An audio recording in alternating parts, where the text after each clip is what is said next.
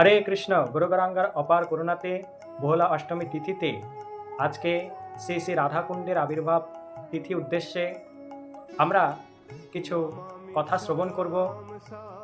লঘু ভাগবতামৃতে বর্ণনা করা হয়েছে, যথা রাধা প্রিয়া বিষ্ণু তস্য কুণ্ডম প্রিয়া তথা সর্বগোপীষু শৈবৈকা বিষ্ণুরত্যন্ত বল্লভা। অর্থাৎ ভগবান শ্রীকৃষ্ণ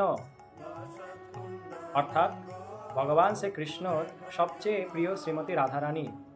তাই রাধারানীর স্নান সরোবর রাধাকুণ্ড শ্রীকৃষ্ণের সবচেয়ে প্রিয় স্থান।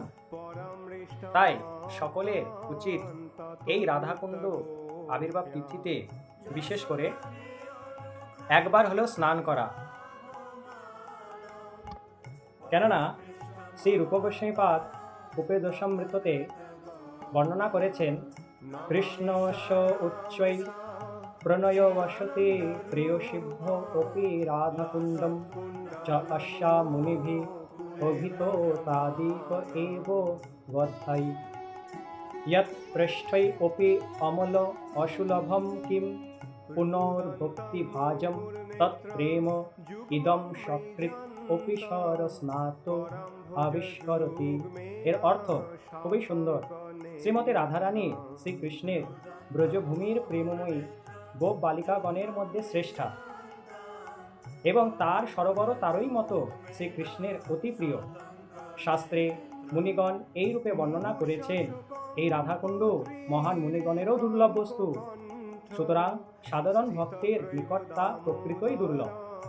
সুতরাং কেউ যদি সেই পবিত্র সরোবরে একবার অবগাহন করে, কেবল একবার, তাহলে তার অন্তরে ভগবত প্রেমের অর্থাৎ কৃষ্ণ প্রেমের উদয় হবে।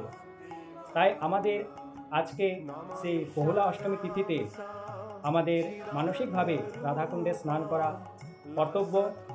এই দামোদর মাসে, ব্রত মাসে, কার্তিক মাসে যে কোনো পুণ্যকার্য, ধর্মীয় কার্য অনুষ্ঠান করলে আমরা নিজের জীবনের উদ্দেশ্যে সার্থক হতে পারবো। হরে কৃষ্ণ, হরি বল।